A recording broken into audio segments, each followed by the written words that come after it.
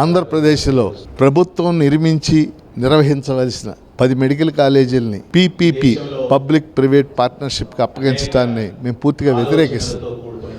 ఎందుకంటే ఈ ప్రాంతాలన్నింటిలో నేను వెళ్ళాను, వాటిని చూశాను కూడా. ప్రతి చోట 50 నుంచి 60 ఎకరాలు చేసి నిర్మాణం కూడా ప్రారంభం. ఉదాహరణకి మార్కాపురంలో 75% పూర్తి అయింది. అలాగే పాలకొల్లులో కూడా ఫౌండేషన్ దాకా వచ్చింది. ఇలాంటి పరిస్థితుల్లో ఈ కాలేజీలు ప్రభుత్వమే నిర్మించాలి. రెండవది, ప్రతి మెడికల్ కాలేజీకి అనుబంధంగా 300 పడకల ఆసుపత్రి వస్తుంది. 300 పడకల ఆసుపత్రి కనుక వస్తే ఖచ్చితంగా ఆ ప్రాంత ప్రజలందరికీ కూడా వైద్య సదుపాయాలు అందటానికి అవకాశం ఉంది. మూడవది, ఈ 10 మెడికల్ కాలేజీల్లో ఎక్కువ ప్రాంతాలు వెనుకబడిన ప్రాంతాలు. ఆదోని, మార్కాపురం, పార్వతీపురం, మీకు ఇవన్నీ కూడా తెలిసినవి. అన్నీ పిడుగురాళ్ళు, అన్నీ వెనుకబడిన ప్రాంతాలు. ఆ వెనుకబడిన ప్రాంతాల ప్రజలకు వైద్య సదుపాయాలు అందుతాయి. ఇది కేవలం ఎంబీబీఎస్ సీట్లకు సంబంధించిన ఇష్యూ కాదు, ప్రజలకు వైద్యం అందటం.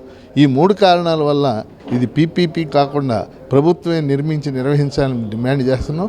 వేలాది కోట్లు ఖర్చు చేసే ప్రభుత్వానికి కేవలం 4,500 కోట్లు భారం కాదని కూడా మేము భావిస్తున్నాం.